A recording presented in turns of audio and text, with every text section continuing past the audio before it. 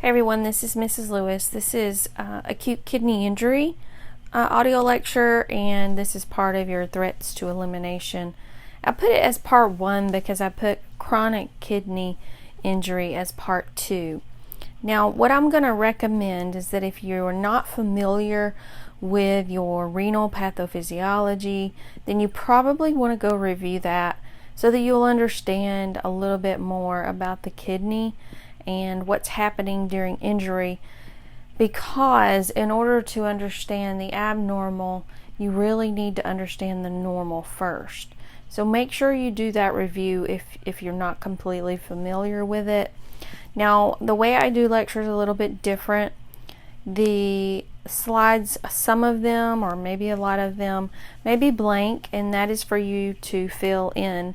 You need to write stuff down in most of my lectures.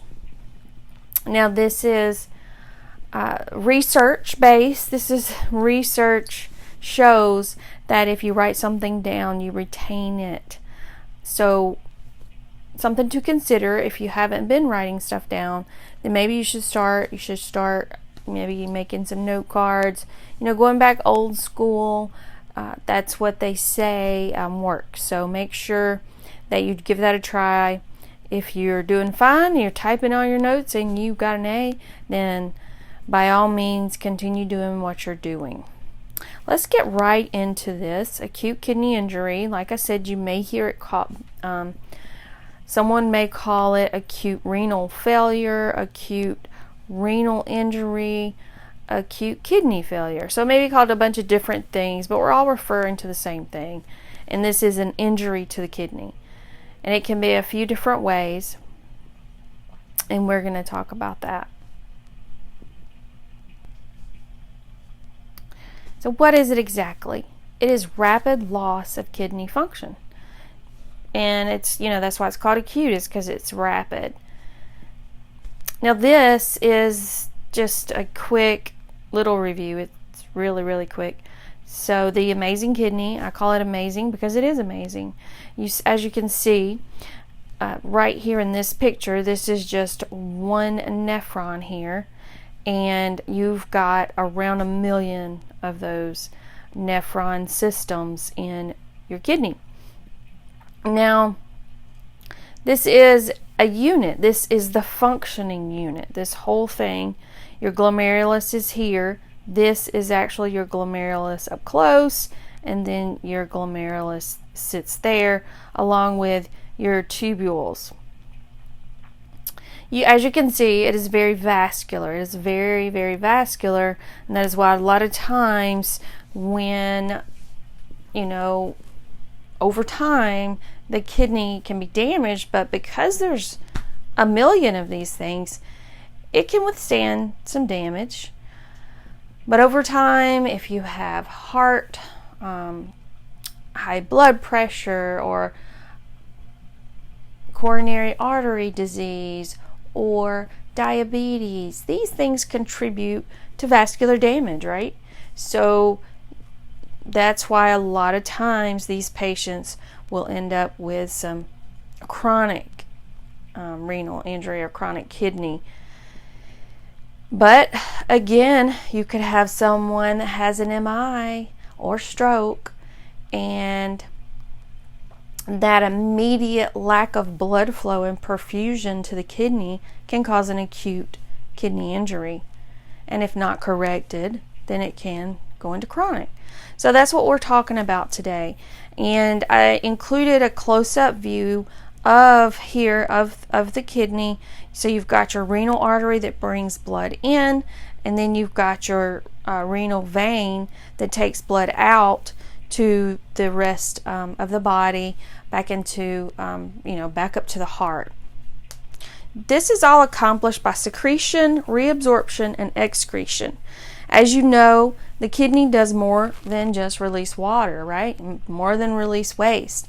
It secretes important hormones. It reabsorbs proteins, electrolytes, even water that we need. So think about, this is regulated by the antidiuretic hormone. So water can be reabsorbed. So these things or what make it, amazing. So let's get into a little bit more about the functions of the kidney. Of course, it regulates blood pressure through renin, right? And like I said, if you have not, then definitely go and review your RAS system. So you remember that is your renin, angiotensin, aldosterone system. And then it also eliminates metabolic toxins and water through the urine, removes waste. And remember, your BUN is your end product protein metabolism, and your creatinine is your end product of muscle metabolism. BUN stands for blood urea nitrogen, so keep that in mind. And then we've got the kidneys help regulate acid-base balance. Let's not forget about that. And regulates the pH of the blood. And then you've got your erythropoietin, which is a hormone released from the kidney that stimulates the bone marrow to produce red blood cells.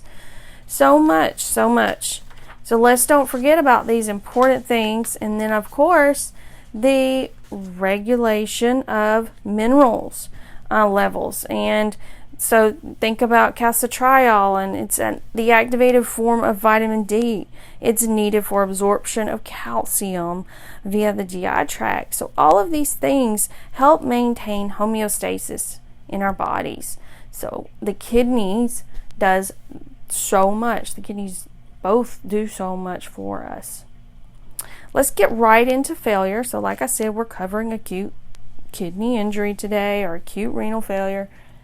And this can happen, as you can see, pre-renal, intrarenal, and post-renal. Now, pre-renal is above the kidney, so that is a decrease in circulating blood volume to the kidneys. Like I said before, think about an MI or a stroke. If you've got a blockage in your vascular, then you're going to have decreased circulating volume to the kidneys and inadequate renal perfusion, right? So if you're not perfusing that vascular kidney, then you're going to have some damage, and that's when you can go into some acute tubular necrosis, when the kidney is not getting enough oxygen and blood.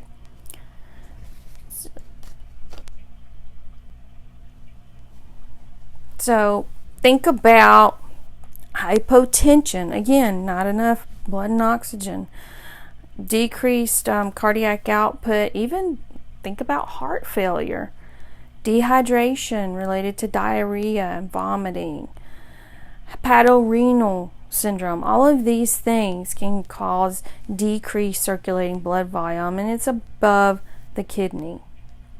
Then you've got your intrarenal, which is prolonged ischemia. So think nephrotoxic drugs, acute tubular necrosis, where the tubules are just being damaged, right? So initially, with anything, you get some damage, you get a little cell injury, but as it is not corrected and as it continues, you get cell death, right? Which is necrosis. So acute tubular necrosis can occur, and when that happens, those epithelial cells are sloughing off, and it can cause casts in the urine.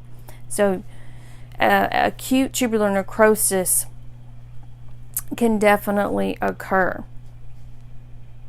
And then you've got your post-renal, which is below the kidney. So I want you to think about an outflow problem, something that is blocking, or like a tumor or a kidney stone or a calculi, right? Enlarged prostate or benign BPH, benign prostatic hypertrophy, right? Outflow problem below the kidneys. Also, don't forget about intrarenal. Lupus is considered intrarenal because it's autoimmune, attacking the cells. Blood transfusion reaction definitely could be an intrarenal. So anything that's damaging the inside of those kidneys. All right, let's talk about what this looks like. We've talked about what it is. Let's see. How is it going to look? Because you know the patient's not going to come to you and say, I think I'm in renal failure. No, it's up to us, right? We're monitoring the patient.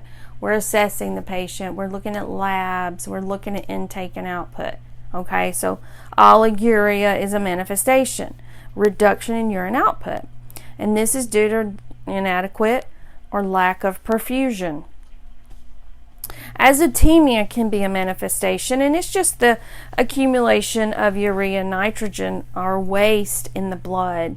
So azotemia. And then you've got increased BUN, increased creatinine, and this risk profile here is all creatinine numbers. So 1.5 is risk, 2.0 is injury. So this kind of just gives you a guide to see how serious your patient is. So let's think about a patient. Let's think about a patient to make this a little more real for us. So at risk, you've got a patient, just an example of, say, someone coming back from surgery and their creatinine has jumped up. Say they've been there for a few hours and their creatinine has jumped up to 1.5. They have not peed in 6 hours, and so they have the risk, right? Their creatinine's 1.5, their urine output is decreased, and they're not going to tell you, I'm not peeing, are they? That's why a lot of times we have the Foley in. We tell them to urinate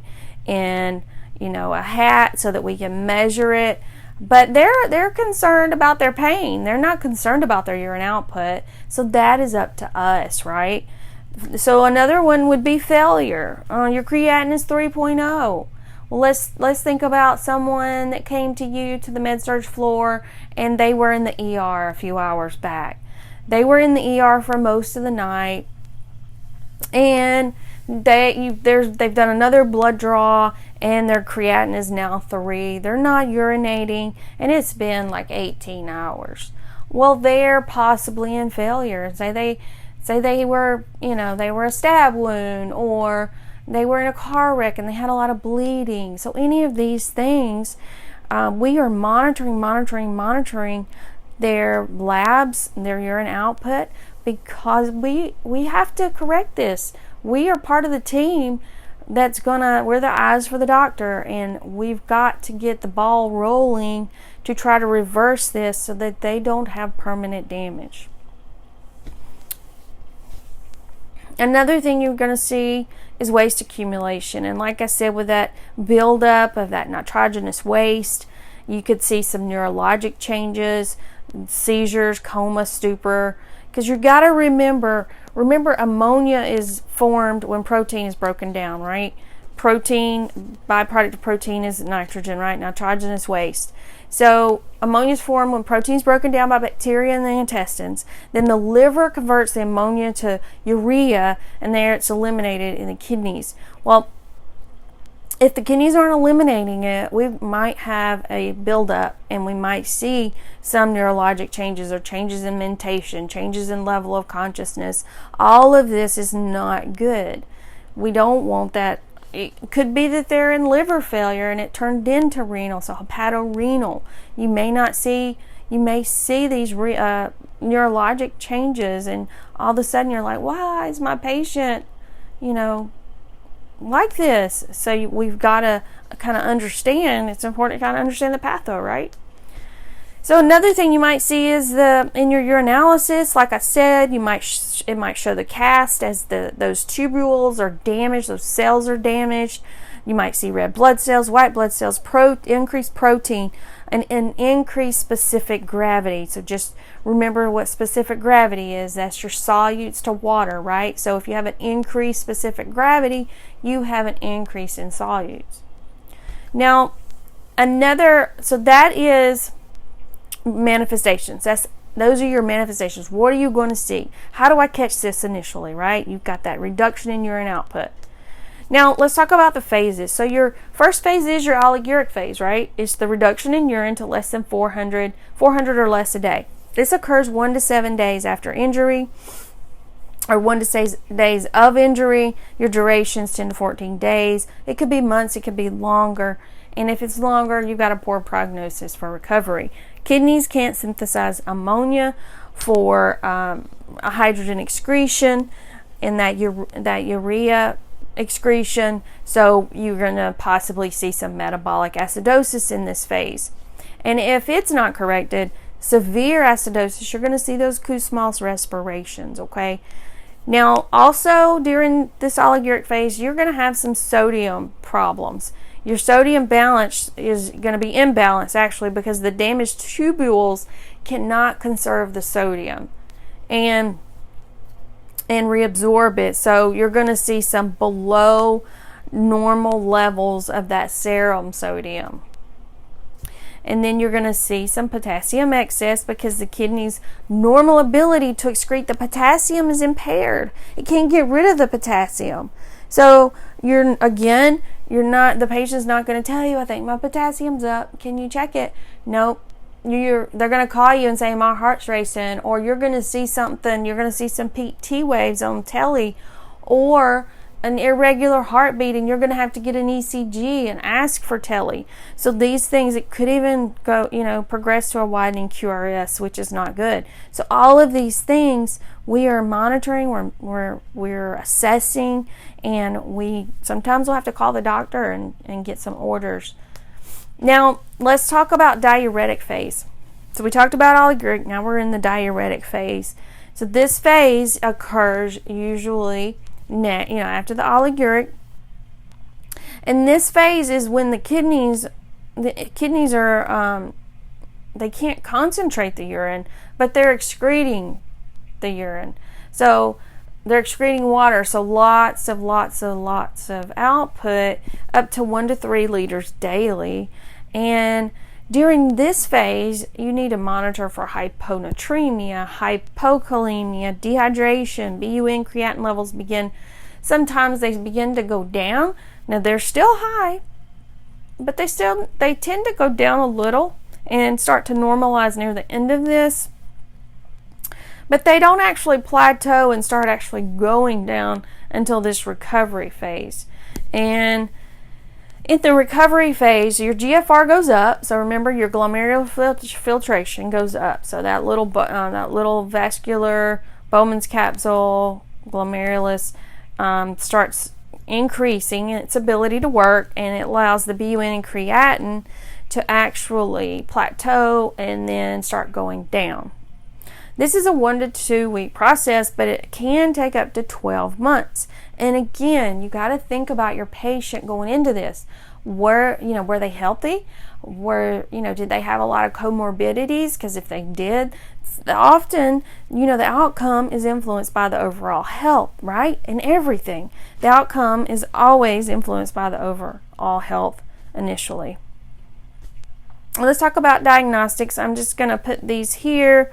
You guys can read, but thorough history is so important because you got to think, okay, they were at the hospital, they got antibiotics, they got some really strong antibiotics, then they went home, they're no better, they're back at the hospital, they're in renal failure because of the antibiotics. So history is so important.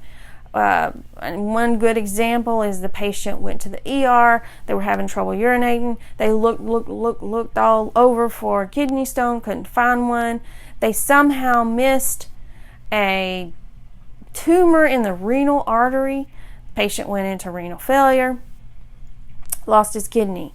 So this is things that can happen, and we have to be hyper vigilant in caring for this type of emergency. Now, another thing is that your ultrasound, the kidney ultrasound, is the least invasive. So it's kind of the first choice. Of course they're going to do urinalysis. Of course, they're looking at the creatinine, they're doing blood work. But as far as testing, the urinalysis is the least invasive, so they can see, the anatomy and everything. Renal scan, a CT, of course they might do a CT, but remember the contrast is very nephrotoxic. And then you've got your renal biopsy, which is also a really good test to see as far as, how damaged are those tubules. And, a lot of times they'll do the renal biopsy when they are in chronic failure as well. And we'll talk about that later. So our goals, what are we wanting? We're wanting to eliminate the cause. We're treating this underlying problem, right? We're trying to fix this before it turns into chronic or before the kidneys are irreparable. So our main goal is to eliminate the cause, manage the signs and symptoms, prevent complications. Initially, they may give some diuretics, and this is to flush those tubules to get the potassium down. They're not going to give diuretics if someone's not peeing at all, right? You've got to think, are they peeing? If they're not peeing, they may not. Or, it depends on the doctor. I have seen them do like a challenge and try to get them to pee. But typically, this is just if they're able to void.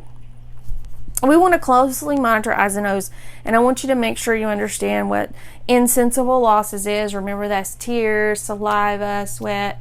How when you talk or breathe out, you tiny little molecules of saliva, so you escape, and you've got about 600 insensible losses in a 24-hour period. So you take your output and then add that 600 to it often to know what the patient can have as far as restricted intake, because a lot of times they will be on restriction. And then treat the hyperkalemia. We've got to treat the hyperkalemia. That is the most dangerous electrolyte, right? If it goes up and you get a dysrhythmia, you can die from that. So hyperkalemia needs to be treated, and often they'll treat that acutely with insulin.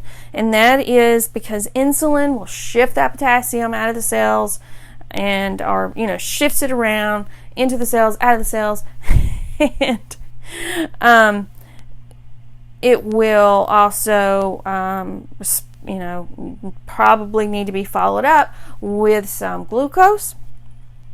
So keep that in mind. They often, if they give insulin, they'll also give a glucose booster afterwards. And then sodium bicarb can be given often if they're in metabolic acidosis. It's not always given just for hyperkalemia. You got your insulin for that. Then this is temporary, but this is a temporary fix. But keep in mind, if there's a dysrhythmia, or if they feel like there could be a dysrhythmia, they'll give calcium gluconate. And that just kind of calms the heart down, the excitability. It does not treat potassium, hyperkalemia, it does not, but it will help with the dysrhythmias, help decrease any risk. And then to actually remove the potassium, you need dialysis, like hemodialysis, or sodium polystyrene sulfonate, which is KX-late. So in order to actually remove the potassium, those are the things that will do it. And as you can see, there is a list of things that will actually be a cause for it. Like, why would they do it? They're not going to do it on everybody.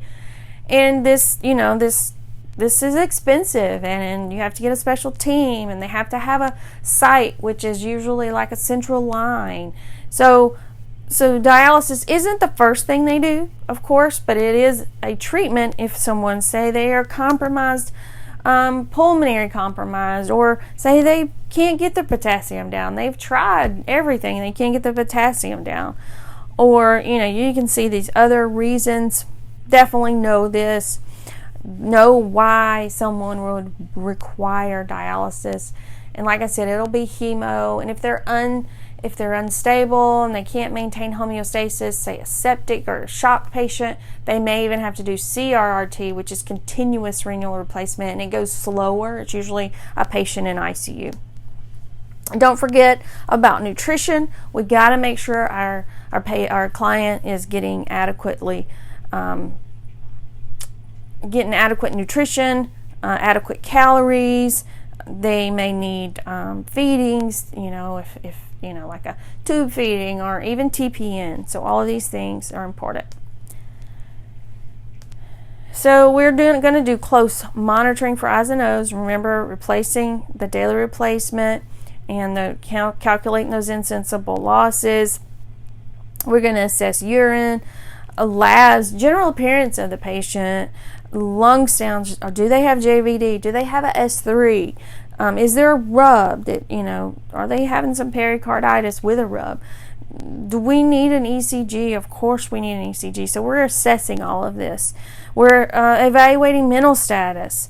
We are looking at labs and evaluating all of these labs and diagnostics. And then if they're on dialysis, we're having to monitor and observe the site to prevent infection, because infection is the leading cause of death in acute kidney injury. Infection, guys. Infection is the leading cause of death. So we've got to use aseptic technique. We need to make sure when we change this dressing that it's a sterile dressing if they're on dialysis. So we don't want them to die from infection. So we want to recognize these risk factors, careful monitoring, prompt replacement of fluids, I's and O's, manage that fluid and electrolyte balance during those different phases. We need to make sure they know about follow-up appointments and how important it is. Remember I said that this could go on for 12 months. They need to be going to the doctor. They need to be getting their blood drawn. The art of nursing is helping them to understand and helping them to want to be compliant. The long-term and appropriate referrals, psychosocial, financial hardship, all of these things are very important. So if in evaluating, did what everything we do, did it matter? Did it work? Is a patient doing better? So regain and maintain normal fluid and electrolyte balance. Did they maintain the fluid and electrolyte balance? Were we vigilant enough and alert and present enough to catch all of this? Did they comply with the treatment regimen? Did they experience no untoward complications? And did they have a complete recovery? All of this is evaluating. We're evaluating. Because if what we're doing isn't working, we need to do something else. So I did this because we're going to go into chronic, but this is just a comparison. So as far as your onset with acute kidney injury, it's sudden. With chronic, it's gradual over several years. With acute, you've got your most common causes, that acute tubular necrosis. Remember that cell, initially there's a little cell damage because of lack of oxygen in blood, and then it gets inside the kidneys and can cause your epithelial cells to slough off. It can actually cause necrosis of that some of the vascular there. So most common causes acute tubular necrosis, and with chronic diabetic nephropathy, of course. And then with your diagnostics, your acute kidney injury is your a reduction in urine output, and then the increase in creatinine, whereas your diagnostics for chronic is your GFR. Then your reversibility, as far as acute, is potentially reversible, right? If we are hypervigilant, we're working, trying to reverse this problem, find the underlying cause and fix it. And then with chronic, it is progressive and irreversible. And then with acute, the cause of death is usually infection, and with chronic, cardiovascular disease. So that is all I have, and I was able to get it in less than 30 minutes. And I hope this helps you. Please reach out to me if you have any questions. If I could have made a mistake, I could have said something wrong. My email, you can find my email under the faculty pages, and email me if you see anything or have any questions or need something explained further. I will be glad to make an appointment with you in my office hours and go over anything. I hope you have a great day, and I will see you soon.